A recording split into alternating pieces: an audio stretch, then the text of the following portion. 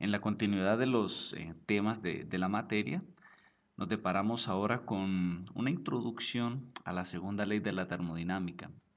Para ello, entonces, los temas a tratar, vamos a enfocarnos a alguna pequeña introducción acerca de la segunda ley de la termodinámica y en la secuencia máquinas térmicas, junto con el enunciado de Kelvin Planck, que define su límite teórico de funcionamiento, así como los refrigeradores, las bombas de calor también y el enunciado de Clausius, también aplicado para estos dispositivos cíclicos.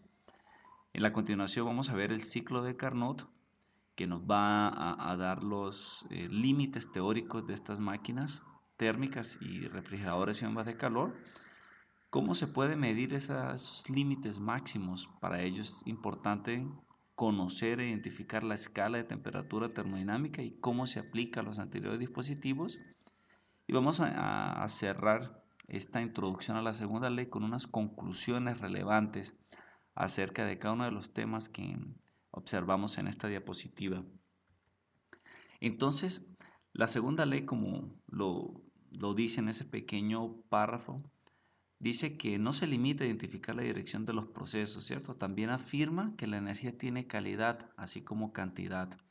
Es común que, por ejemplo, si dejemos una taza a una temperatura mayor, pues obviamente en contacto con el ambiente, a una temperatura más baja, pues ocurre una transferencia de calor. Hay una pérdida de calor, por lo tanto la temperatura del café desciende. Eso ocurre en la naturaleza. Sería equivocado o podríamos decir con toda seguridad que lo contrario no ocurre. Es decir, si esa porción de calor que perdió el calor la retiro del aire, ¿cierto? Y se la inyecto de nuevo a la taza de café, pues la temperatura de ese café pues aumentaría de nuevo hasta llegar a la temperatura inicial, pero sabemos que ese proceso no ocurre en la práctica, ¿cierto?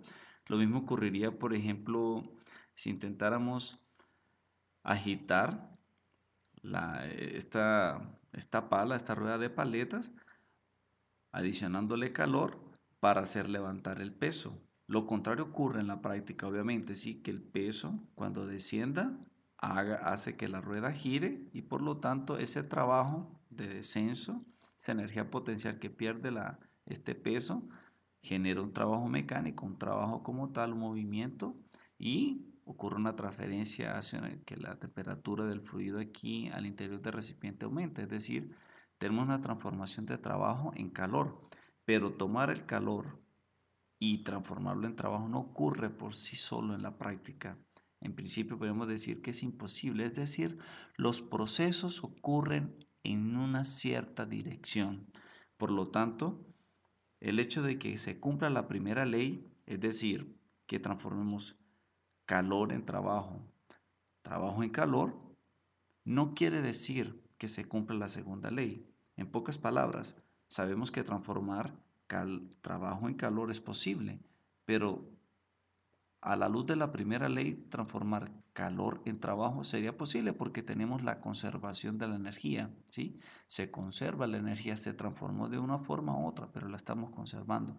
Pero sabemos que transformar calor en trabajo en la práctica no ocurre por sí solo, ¿sí? Es decir, la segunda ley nos define un camino, una dirección en la que los procesos pueden ocurrir. También nos da como nos permite tener una base para definir los límites máximos que con relación a eficiencia podrían tener los procesos en la práctica. Entonces la segunda ley nos brinda herramientas que nos permiten concluir qué procesos se pueden realizar y cuáles no, a la luz de la segunda ley de la termodinámica. Entonces, ¿por qué es importante estudiar la segunda ley de la termodinámica? Es importante porque predecimos la dirección en el tiempo de los procesos. Lo estamos observando con la taza de café y también con la agitación de la rueda de paletas. Ayudar a determinar las condiciones de equilibrio permite determinar el rendimiento máximo de los dispositivos prácticos que vamos a observar en esta presentación, así como encuadrar el análisis de los factores que inhiben, es decir, que reducen la realización del rendimiento, de la eficiencia máxima de esos dispositivos. Permite una definición racional de la escala de temperatura absoluta, una escala muy importante, trascendental, diría, para determinar los límites teóricos de dispositivos cíclicos, ya sean máquinas térmicas, refrigeradores, bombas de calor o inclusive máquinas que no operan en un ciclo termodinámico y sin un ciclo mecánico, por ejemplo, como los motores de combustión interna. Y aunque su aplicación original comenzó en las máquinas de vapor, obviamente actualmente la segunda ley tiene inúmeras aplicaciones en varios campos de la ciencia, física, filosofía, economía, informática, etcétera. Entonces, para adentrarnos un poco en la segunda ley, ¿cierto? Aprender un poco de ella, cuáles son los conceptos fundamentales. Vamos a comenzar definiendo qué es una máquina térmica y qué es el enunciado de Kelvin-Planck, que me va a definir el límite teórico máximo de esa máquina térmica. Entonces, una máquina térmica es un dispositivo que me permite transformar calor en trabajo, ¿sí? Que tiene un límite máximo. Es decir, hay una eficiencia máxima de operación de ese dispositivo. Pero ¿qué es una máquina térmica en sí? Entonces, una máquina térmica, como les decía, es un dispositivo que opera en un ciclo, ¿sí? Es decir, que las condiciones finales e iniciales de la sustancia que se mueve al interior de esa máquina térmica son las mismas. Es decir, el cambio de energía, hablando términos energéticos de energía interna, es cero. Delta de U es igual a cero. Ella opera entre dos depósitos. Esa máquina opera entre dos depósitos de energía que son conocidos comúnmente como una fuente y un sumidero, siendo que la fuente es el depósito a alta temperatura, temperatura comúnmente conocida como temperatura de alta o T high, T sub H, H de high, de alta en inglés, esto elevado, y otro depósito a baja temperatura o sumidero, como lo pueden apreciar en la figura, cuya temperatura es menor que la temperatura de la fuente. Por eso es denominada como TL, T low. Son depósitos térmicos, ¿por qué? Porque la adición, como ocurre en el sumidero, o la extracción de calor, como ocurre en la fuente, no hace que la temperatura de esos depósitos disminuya debido a que tienen una masa muy elevada. Una fuente puede ser, por ejemplo, un horno, ¿sí? Un sumidero puede ser, por ejemplo, el océano, ríos, la atmósfera. Es decir, que la adición de energía produce despreciable o ningún cambio en sus condiciones térmicas, especialmente en la temperatura, ¿no? Su energía. Estos dispositivos pueden operar, esas máquinas térmicas pueden operar un ciclo termodinámico, es decir, que el fluido, en este caso el vapor de agua, ¿cierto? Tenemos acá una máquina térmica que produce potencia o trabajo líquido, ¿cierto? A través de la interacción entre los dos depósitos, recibiendo calor del depósito de alta temperatura, transformando parte de ese calor en trabajo y otra parte de ese calor se desecha al depósito de baja temperatura o al sumidero, ¿cierto? Entonces esta máquina térmica como tal opera en un ciclo termodinámico. ¿Por qué? Porque el fluido, en este caso el vapor de agua, ¿cierto? Hablamos de una central térmica, él vuelve a sus condiciones iniciales, ¿sí? Él va, cruza, atraviesa con esos dispositivos, en la caldera recibe energía que viene del horno, por ejemplo, que es la fuente, se expande en la turbina, ¿sí? Pierde presión, pierde energía, se condensa en el condensador, se pierde una parte de calor y ese líquido que sale del condensador, de ese proceso de condensación, vuelve a ingresar a la bomba para ser enviado de nuevo a la caldera, ¿cierto? Entonces vemos aquí que el fluido opera, el fluido va y vuelve, ¿sí? Por lo tanto es una máquina térmica que opera en un ciclo termodinámico. En un motor de combustión interna, ¿cierto? El aire se mezcla con el combustible, hace su proceso de combustión, de ignición allá al interior y sale al ambiente, ¿sí? Aunque es una máquina térmica, porque precisamente está transformando la energía del combustible en energía mecánica, Pero el aire no sigue ese combustible, esos gases de combustión no operan en un ciclo cerrado, pero en un ciclo abierto. Entonces esas máquinas son conocidas, son máquinas térmicas, pero operan en un ciclo mecánico, más no termodinámico.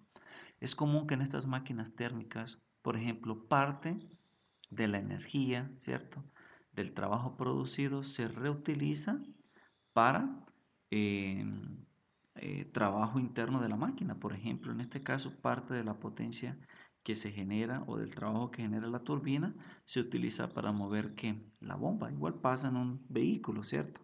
Parte del trabajo mecánico que se genera del proceso de combustión, pues se utiliza para habilitar dispositivos internos del vehículo, ¿cierto? Por lo tanto, el trabajo neto, el trabajo total, sería la diferencia de lo que sale menos lo que entra a esa máquina térmica, ¿cierto? Podemos tomar las fronteras de esa máquina térmica como aquellas que estoy señalando actualmente y aplicando el balance de energía, conociendo que opera en un ciclo termodinámico, ¿cierto? Cerrado.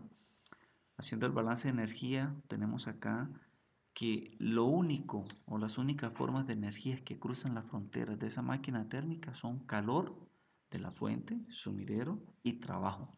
Por lo tanto, ¿cierto? De nuevo, recordemos que el cambio de energía interna en esta máquina térmica que opera en un ciclo termodinámico es cero y por lo tanto calor es igual a trabajo. ¿Listo? Siendo este trabajo el trabajo neto, es decir, lo que sale menos lo que entra.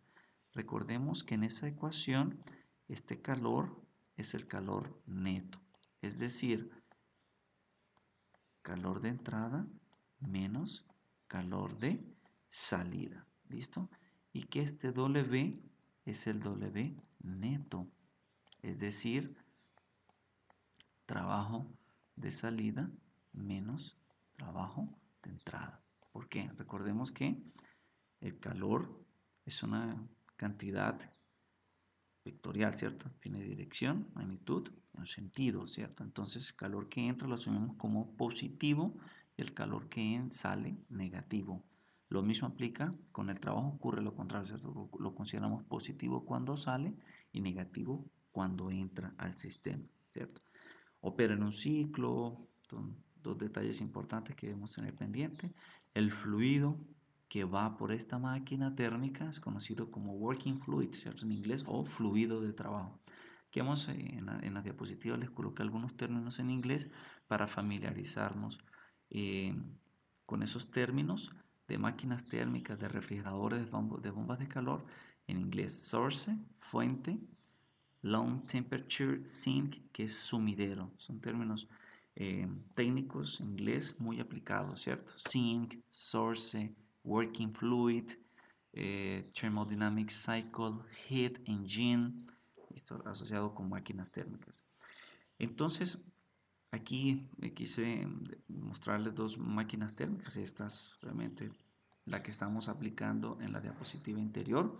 Aquí tenemos nuestra fuente de alta temperatura y nuestro sumidero de baja temperatura sería el fluido que utilizo, ¿cierto? La fuente, el sumidero al que estoy enviando ese calor que se está perdiendo en el condensador que está ocurriendo aquí, en el condenser. Listo, entonces aquí tengo los dos depósitos, el de alta temperatura, at high, y el de baja temperatura, at low, listo, que sería nuestro río. Probablemente pueda tener una polución térmica aquí donde se está descargando esa agua. Puede ocurrir, ¿cierto? Si el gradiente de temperatura del agua que ingresa y sale, ¿cierto? Aquí tenemos un agua que viene del río y hay un agua que vuelve de nuevo al río, pasa por la torre de enfriamiento, se enfría y vuelve al río. Aquí en este punto podríamos tener una contaminación térmica, ¿listo? Pero precisamente las normas ambientales que deben estar muy amarrados con los procesos termodinámicos, porque los procesos termodinámicos obviamente hay una liberación de energía y en esa liberación de energía pues pueden ocurrir contaminaciones, poluciones de tipo térmicas, ¿cierto? Entonces, pero el hecho de que hay un pequeño incremento de temperatura en el punto donde se descarga no quiere decir que la temperatura del acuífero, del todo el reservorio de agua, se cambie, ¿cierto?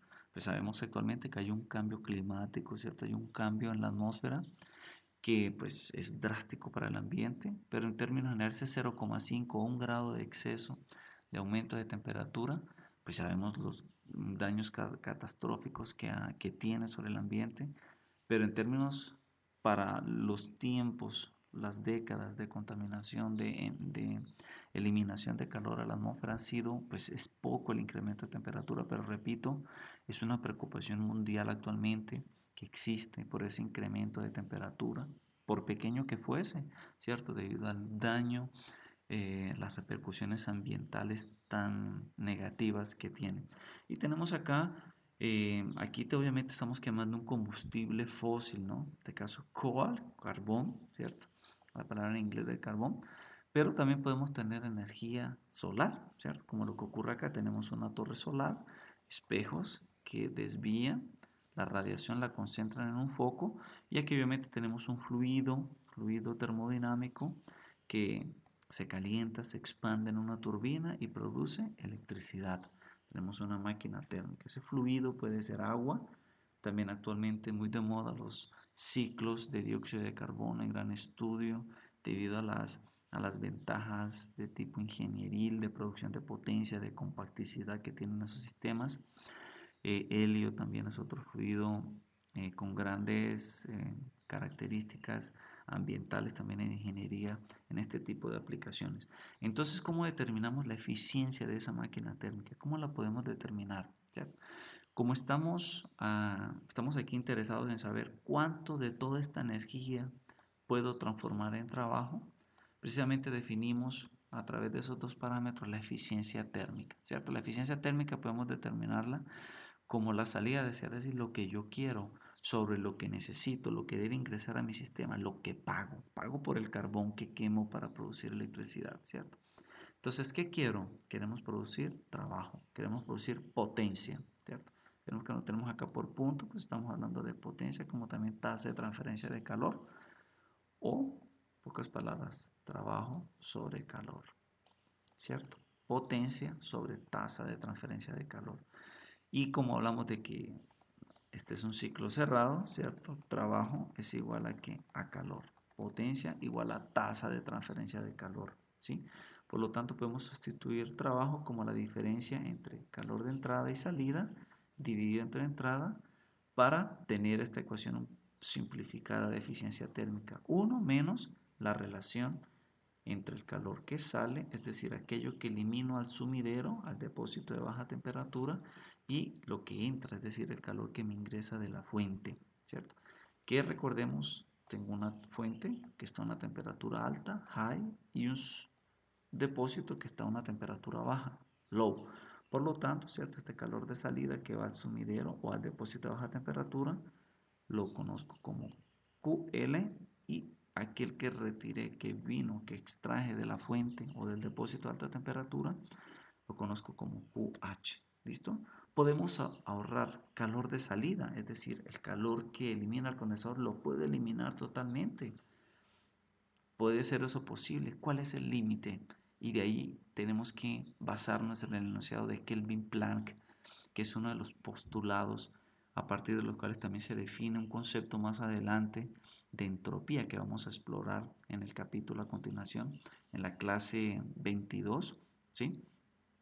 En el cual vamos a hacer una introducción al concepto de entropía, ¿listo? ¿Por qué? Porque, por ejemplo, tenemos acá dos máquinas térmicas, una con una eficiencia del 20% y otra con una eficiencia del 30%. Obviamente está más eficiente que aquella primera, pero observen que lo que desperdicia acá de calor, lo que elimino, watts heat, ¿listo? Lo que estoy eliminando, lo que elimina esta máquina térmica es más elevado o es mayor en comparación a lo que elimina la máquina térmica 2, ¿cierto? ¿Por qué este elimina más? ¿Por qué este elimina menos? ¿Sí? Si están operando entre los mismos, si pueden, están operando en los mismos dos depósitos, ¿sí? Entre la fuente y el sumidero, ¿cierto? ¿Qué hace que la máquina térmica 1 elimine más calor que la máquina térmica 2? ¿Sí? ¿Qué hace? ¿Qué procesos? ¿Qué es un concepto que vamos a tener que familiarizar? ¿Qué irreversibilidad hace con que una máquina pierda más o menos energía. ¿Listo? Entonces podemos eliminar, podemos quitar esta cantidad de energía, ¿cierto? En pocas palabras, podemos transformar todo esto que entró en trabajo. ¿Es posible? Y Kelvin Planck, ese enunciado de Kelvin Planck nos dice que es imposible que un dispositivo que opera en un ciclo, que recibe calor de un depósito, lo produzca o lo convierta totalmente en trabajo. Es decir, es imposible tener un dispositivo que transforme todo el calor en trabajo.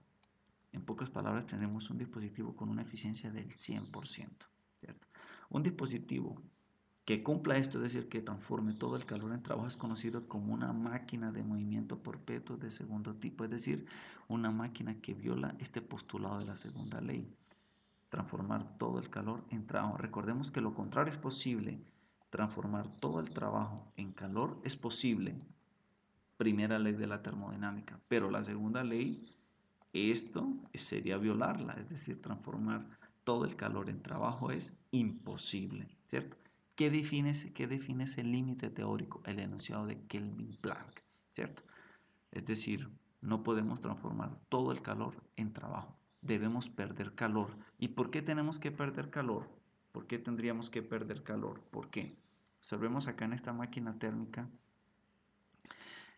de ese que opera en un ciclo termodinámico, tomando el caso del vapor de agua que se expande, que opera, ¿cierto? Que es el fluido de trabajo en una central térmica de vapor, viene aquí de la bomba, ¿cierto?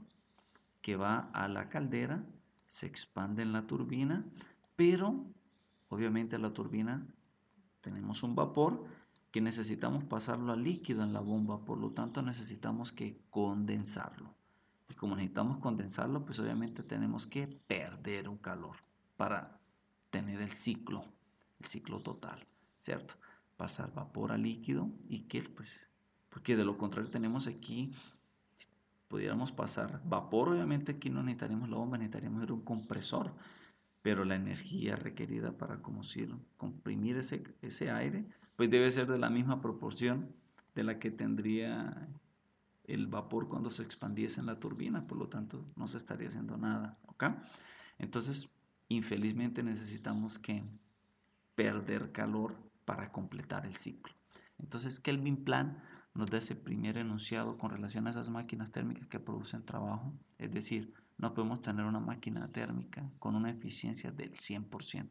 Más adelante, a través de la escala de temperatura termodinámica, pues vamos a poder determinar cuánto será esa eficiencia máxima. Otro dispositivo también que opera en un ciclo termodinámico es un refrigerador y una bomba de calor. ¿Listo? Para ello se aplica el enunciado de Clausius, que más adelante vamos a detallar. Clausius siendo uno de los grandes genios científicos que postuló la entropía, la segunda ley de la termodinámica, específicamente con uno de sus postulados. ¿Ok? Entonces, muchos muy familiarizados, otros en la parte de ingeniería mecánica con los dispositivos de aire acondicionado, ¿cierto? Vamos aquí solo para borrar que aquí me equivoqué. Entonces, tenemos acá un compresor, un condensador, un evaporador y una válvula de estrangulamiento, que puede ser un tubo capilar, no necesariamente tiene esta forma, ¿okay? Pero tenemos aquí un refrigerador. ¿Cuál es la función del refrigerador? Sabemos que es pasar calor de un depósito para otro depósito, es decir, de un sumidero para una fuente, ¿sí?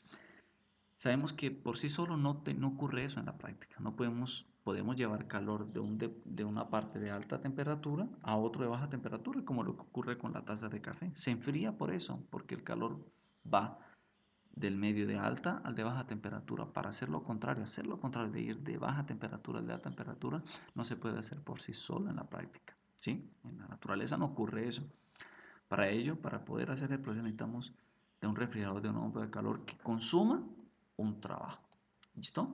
Sabemos que aquí que el fluido de trabajo pues es un refrigerante, ¿cierto? Y que ese refrigerante opera en un ciclo termodinámico, observen. El cambio de energía interna también, si hacemos este balance de energía, ¿cierto? Si tenemos esto como fronteras de energía, únicamente calor y trabajo cruzan las fronteras de ese sistema cerrado, ¿listo?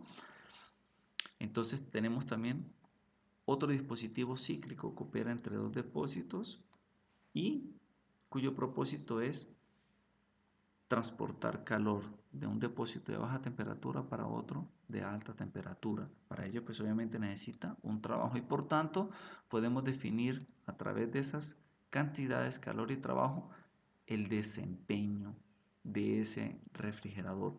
Y observen que aquí nos salvamos la letra ETA que teníamos allá para eficiencia térmica de la máquina térmica, sino que hablamos de un COP. Performance Coefficient, ¿cierto? Coeficiente de desempeño del refrigerador. ¿Por qué?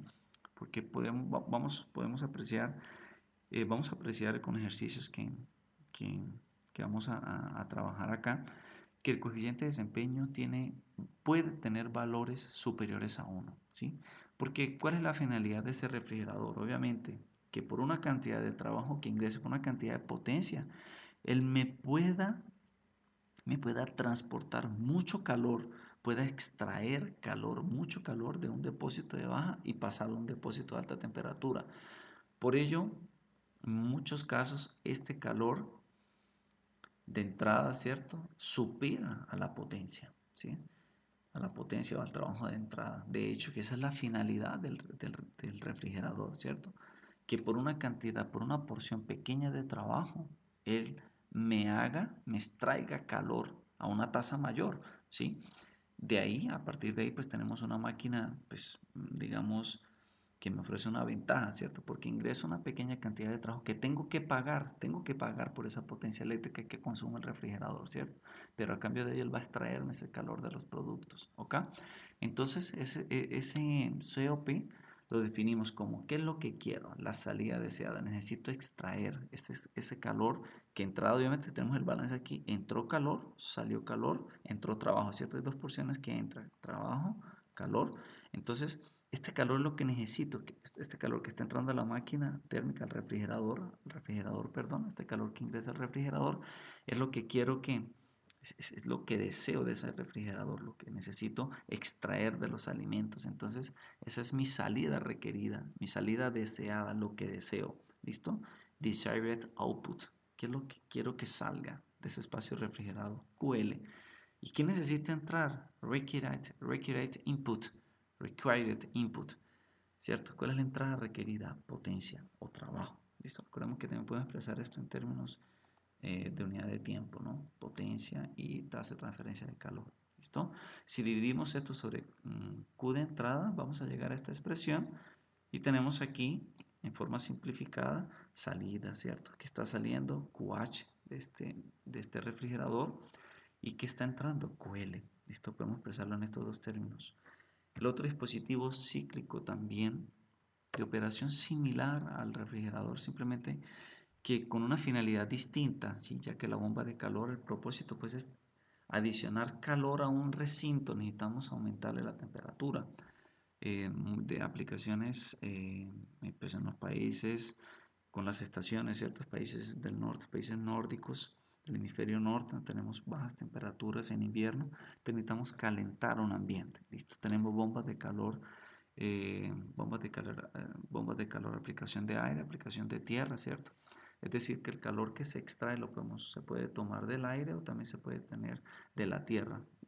Son aplicaciones bien puntuales, pero por ejemplo, cuando la temperatura ambiente cae por debajo del punto de congelación del vapor de agua que está acá, pues obviamente voy a formar hielo en el serpentín, en el evaporador de la bomba de calor.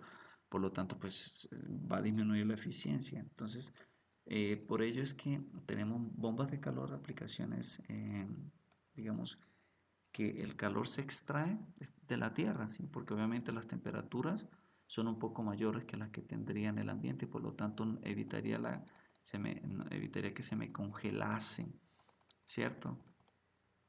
Eh, el- Se me forme hielo, ¿cierto? Y por lo tanto se me impida, me bloquee la transferencia de calor.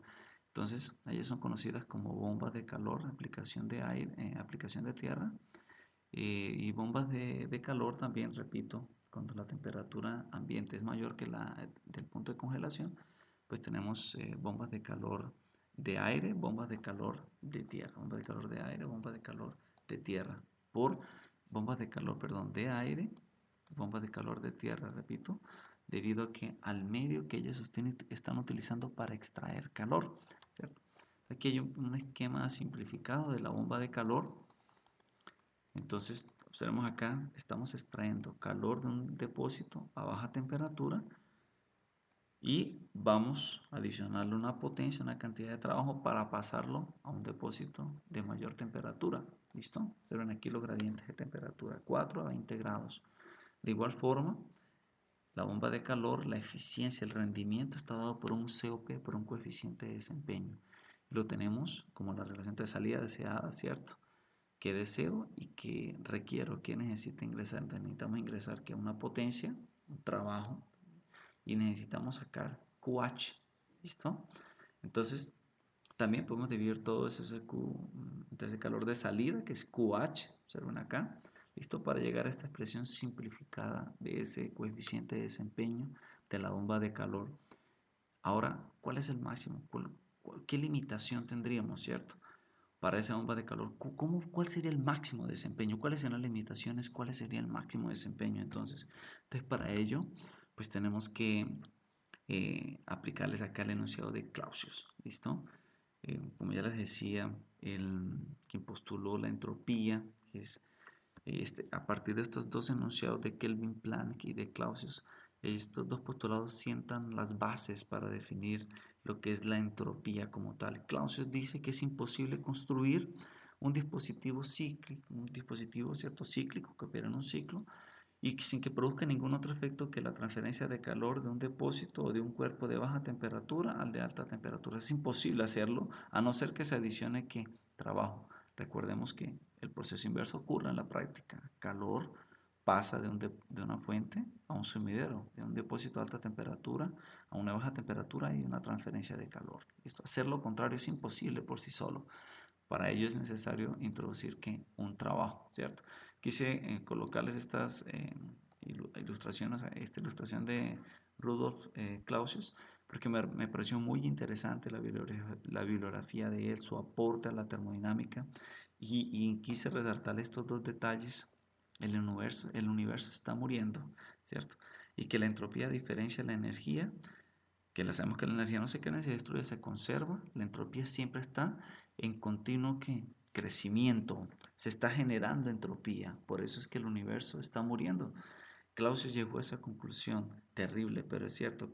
Clausius, digamos, explicaba en términos muy simples, dio una explicación muy simple acerca de lo que es el aumento de entropía, de por qué el universo está muriendo. Él dice que el universo era como un casino, donde la entropía era el dinero, ¿cierto? Y que las máquinas eran los jugadores, ¿cierto? Aquel casino, ¿cierto? Aunque diese premios de entropía, los jugadores perdían más de lo que ganaban.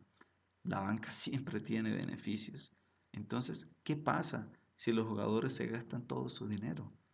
Pues simple, el casino tiene que cerrar. El universo tiende a desaparecer, tiende a desaparecer. Por ello, la energía siempre fluye irremediablemente de lo caliente a lo frío, ¿cierto? Algún día va a llegar que el equilibrio y todo quedará tibio, ¿listo? Clausius hizo, pues matemáticamente también demuestra lo que es la entropía y nos define y nos deja esa entropía como una propiedad muy abstracta, pero que nos mide la posibilidad que nos da esa posibilidad de determinar cuánto es, si el proceso se puede realizar o no y cuánto es lo máximo que puede extraer de ese proceso. A partir de esa entropía se puede llegar a esas conclusiones físicas de si se cumple o no, ¿cierto? Si es posible o no, ¿cierto? Que un proceso se pueda ocurrir, que se pueda llevar a la práctica. Repito, la entropía siempre tiende a aumentar. Lo mínimo sería llegarla a cero, al estado de reposo. La entropía siempre se está generando. La entropía más adelante vamos a asociarla con el desorden. Cuanto más desordenado, más entropía. De hecho, quizás muchos de nosotros, nuestros días son muy desordenados, por eso somos tan estresados, ¿cierto? Tenemos mucha entropía. ¿Cuál es el llamado entonces a disminuirla, a ser más organizados? Cuanto más orden, menos desorden. Cuanto más orden, menos entropía generamos.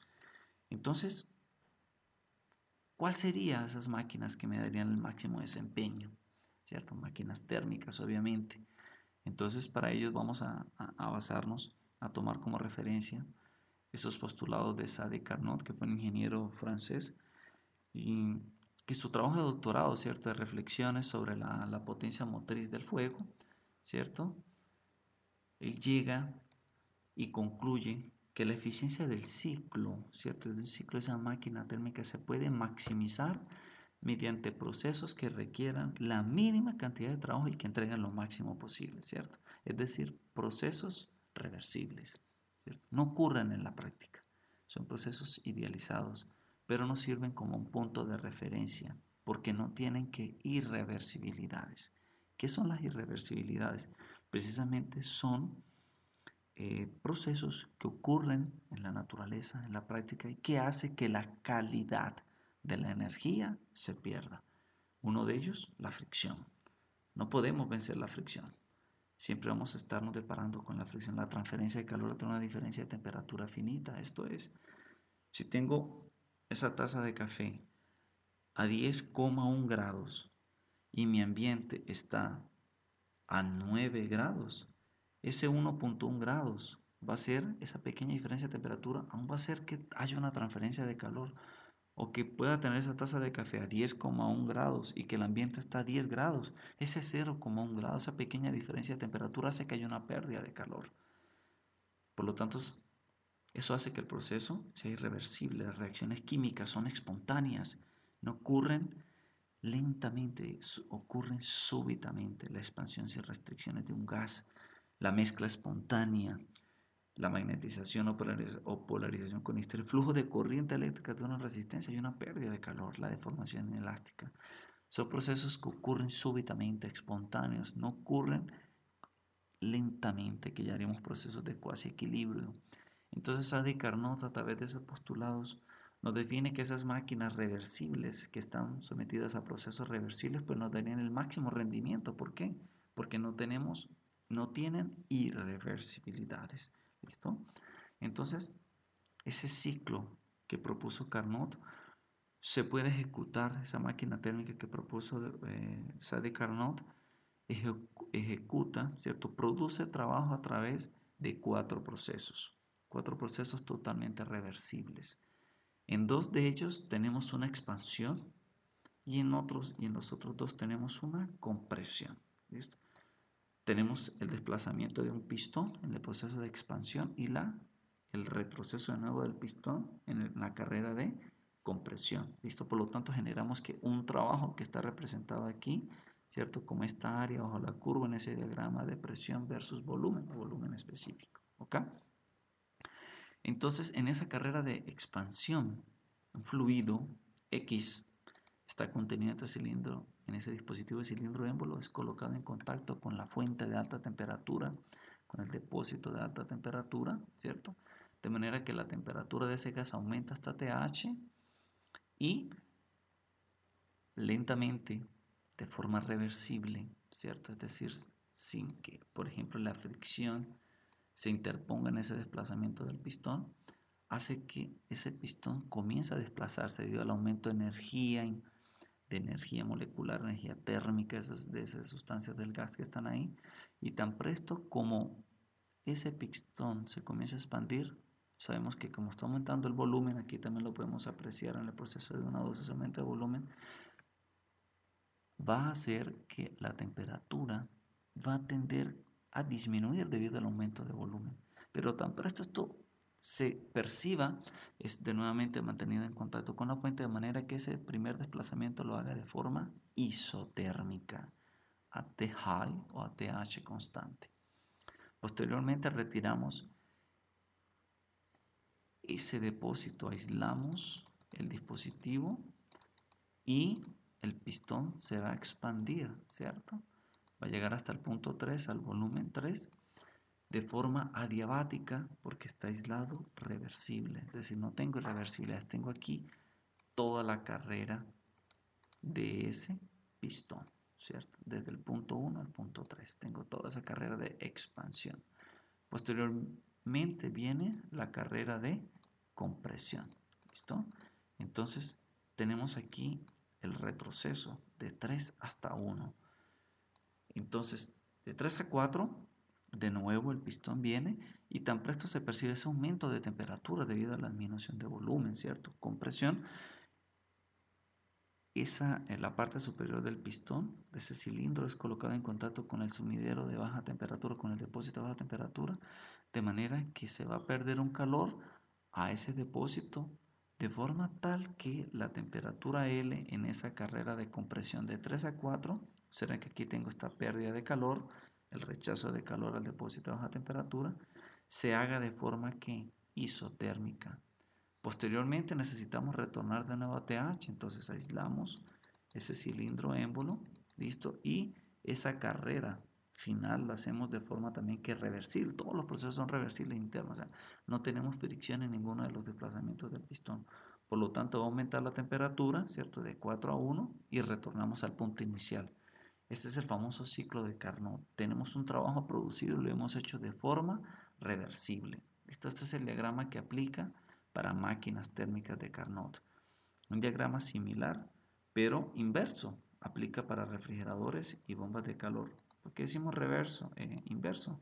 Porque pues aquí tenemos ingreso y salida de calor. Entre los puntos 1 y 2 tenemos el ingreso de calor y en los puntos 3 y 4 tengo el rechazo de calor.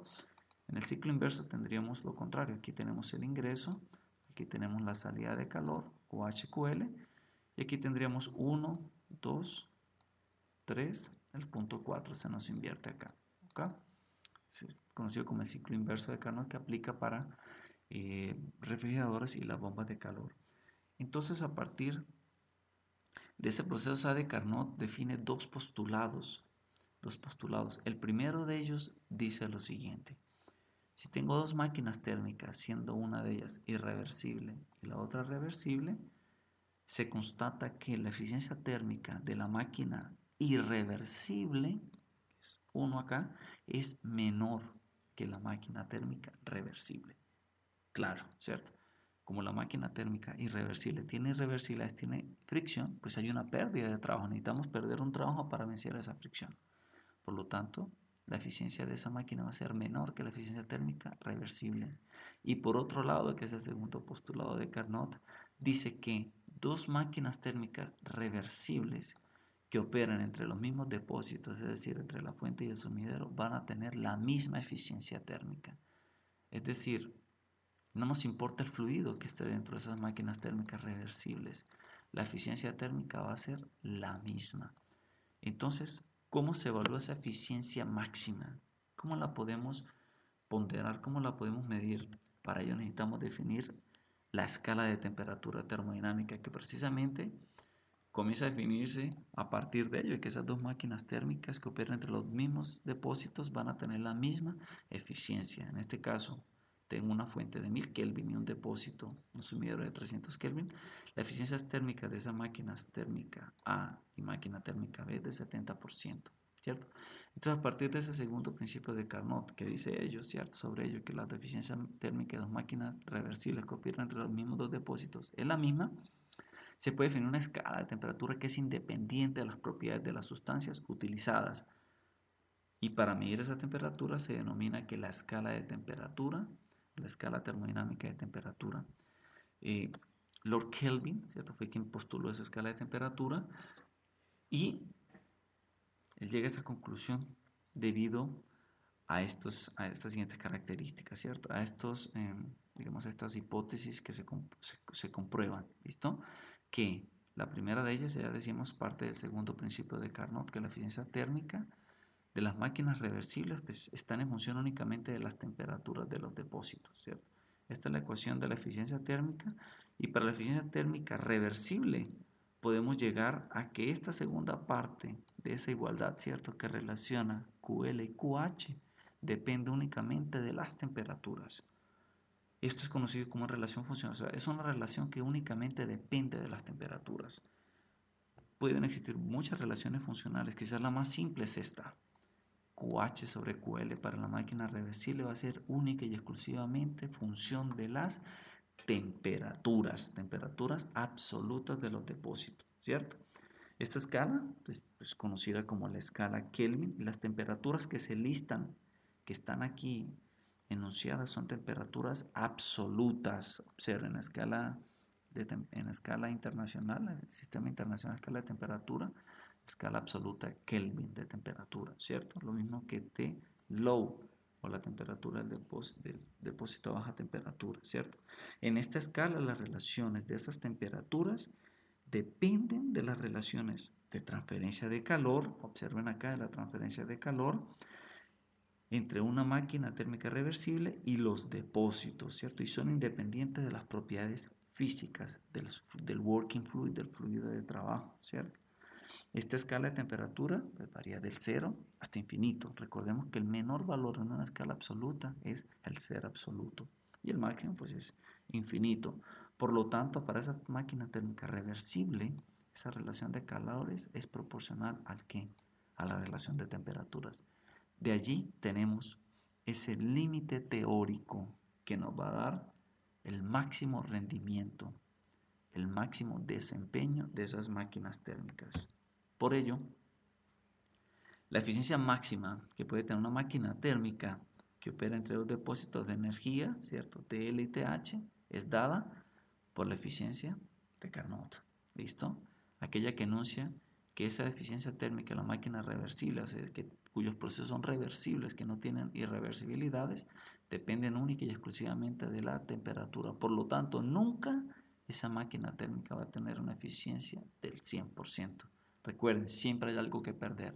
De allí la segunda ley de la termodinámica. ¿Cuál es el límite teórico de esa máquina térmica? Esa segunda ley nos da ese límite, ¿cierto? Por lo tanto, máximo, a lo sumo, la eficiencia térmica de una máquina real, es decir, irreversible, que tiene irreversibilidades, se me va a aproximar a la eficiencia térmica reversible, pero nunca va a ser que mayor. La eficiencia térmica de la máquina real nunca va a superar la eficiencia térmica de la máquina reversible y siempre va a ser que menor. Máximo va a ser igual, pero sabemos que siempre va a ser menor porque va a ser imposible vencer las irreversibilidades. Lo mismo aplica para los refrigeradores y las bombas de calor. ¿Cuál es el coeficiente máximo? ¿Cuál es el coeficiente de desempeño límite que me puede dar un refrigerador y una bomba de calor? Pues son aquellos refrigeradores y bombas de calor que operan de forma reversible, que no experimenten fricción al paso por el compresor, ¿cierto? Que no experimenten fricción tampoco cuando pasen por los intercambiadores de calor, el evaporador o el compresor, que no experimenten fricción cuando se expandan por la válvula, por el tubo capilar, ¿cierto? Que hayan gradientes de temperatura, etc. Y ese coeficiente máximo, pues, de ese refrigerador real, como límite va a ser igual al reversible, ¿cierto? Es decir, al de Carnot, que es dado por esta relación. Únicamente función de las temperaturas absolutas de la fuente y del sumidero, ¿listo? O del depósito a alta temperatura, TH, o del depósito a baja temperatura, TLOW. En la práctica siempre sabemos que van a ser que menores, pero nunca mayores, ¿listo? Decir que un refrigerador opera o tiene un coeficiente de desempeño mayor que la máquina reversible es imposible, ¿listo? Recordemos que la refrigerador y la bomba de calor tiene funciones similares, ¿cierto? Pasar calor de un depósito a baja temperatura, pasar calor entre dos depósitos, y por lo tanto las ecuaciones son muy similares, pero observen que aquí tenemos una diferencia, ¿no? Hay que tener mucho cuidado, y el otro detalle es que las temperaturas de nuevo listadas acá deben ser absolutas.